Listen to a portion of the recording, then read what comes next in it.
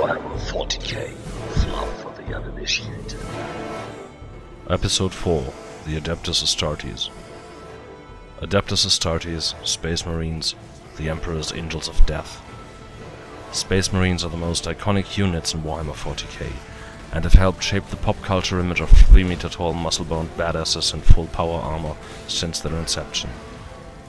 Of all the Imperium's fighting forces, they are the most feared, most elite combatants. As such, they are tasked with the most difficult missions, fighting Xenos, mutants, and even demons without hesitation.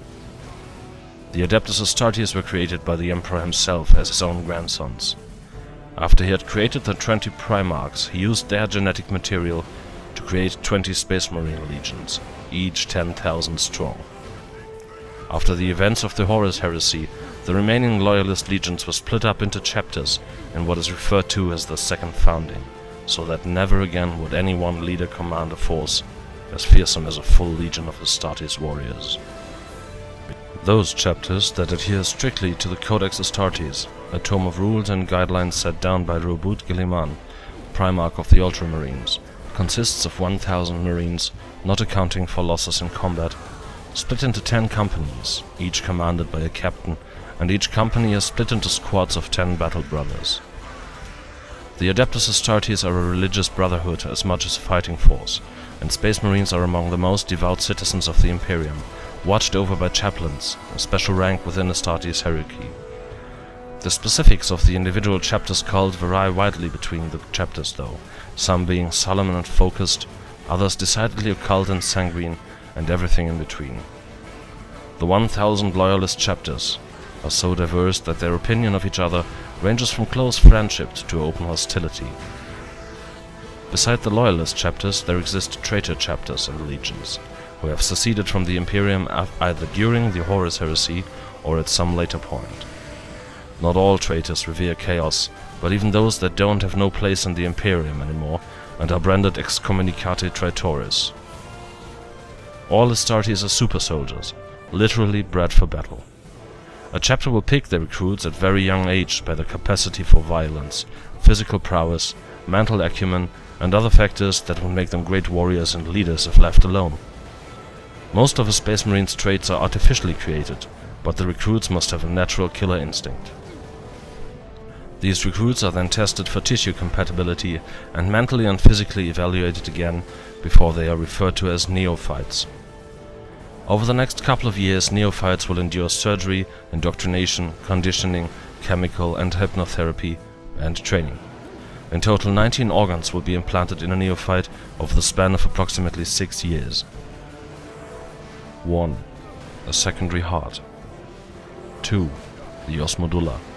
Secretes hormones that both affect the ossification of the skeleton and encourages the forming bone growths to absorb ceramic-based chemicals that are laced into the Marine's diet. This drastically alters the way a Space Marine's bones grow and develop. 2 years after the implant is first put in, the subject's long bones will have increased in size and strength along with most other bones, and the ribcage will have been fused into a solid mass of bulletproof interlocking plates. 3. The Biscopia. Increases muscle growth and hormonally prepares the body for some of the later implants. 4. The Hemastamen. Increases hemoglobin content of the blood, making it more efficient at carrying oxygen. 5. Larraman's organ. Generates and controls Larraman cells, which are released into the bloodstream if the recipient is wounded. Seals wounds almost immediately. 6. Catalepsian node. Allows the Marine to put parts of his brain to sleep while staying alert with others, reducing his need for sleep to almost nothing. 7. The Preomno. A decontamination chamber for the stomach. Neutralizes poison and otherwise indigestible matter before it can get into the Marine's circulation. 8. The Omophagia. An add-on to the brain. This allows the Marine to gain information via ingestion, accounting for the flesh-eating or blood-drinking rituals of some chapters. 9. The Multilung. Can take over for the natural lungs in low oxygen or poisoned atmospheres, and even in water. 10. The Oculo. Prepares the Marine for optic therapy, allowing the apothecaries to grant a Space Marine's eyes superhuman vision. 11. Lyman's ears. Makes the Marine immune to dizziness or motion sickness, and enhances hearing, which includes being able to consciously filter out or amplify certain sounds. 12. The sus-end membrane. Allows the Marine to enter a state of suspended animation. Requires an apothecary to wake up from. The longest recorded suspended animation was 567 years. 13. The melanchromic organ. Allows the Marine's skin to produce more melanin in less time and protects from other radiation as well. 14. The oolytic kidney. Allows a Space Marine to filter his blood very quickly, rendering him immune to most poisons. 15. The neuroglottis. Enhances a Marine's sense of taste to the same level as the dog's smelling ability. 16. Mucrinoid. Allows the Marine to sweat a substance that coats the skin and offers resistance to extreme heat and cold, and can even provide some protection for the Marine in a vacuum. 17. The Betcher's gland. Produces and stores acidic venom that can be spit out to injure or blind opponents, or burn through metal given enough time. 18. The progenoids.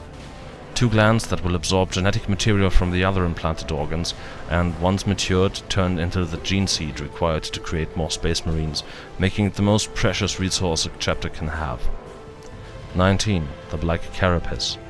Seemingly a film of black plastic that is implanted directly beneath the skin of the Marine's torso in sheets. It hardens on the outside and sends invasive neural bundles into the Marine's body. After the organ has matured, the recipient is then fitted with neural sensors and interface points cut into the carapace's surface. This allows a Space Marine to interface directly with his power armor. Aside from these implants, chemical treatment, hypnotherapy, physical training and indoctrination are part of the creation process. A Marine can control his senses and nervous system far beyond any human, enabling them to endure pain that would kill lesser mortals, enhancing their speed and reflexes, giving them nearly photographic memory. After all this, a neophyte becomes an initiate, and combat experience in a scout squad will eventually turn them into full battle brothers. Look forward to the next episode, where I will explain the equipment of the Space Marines.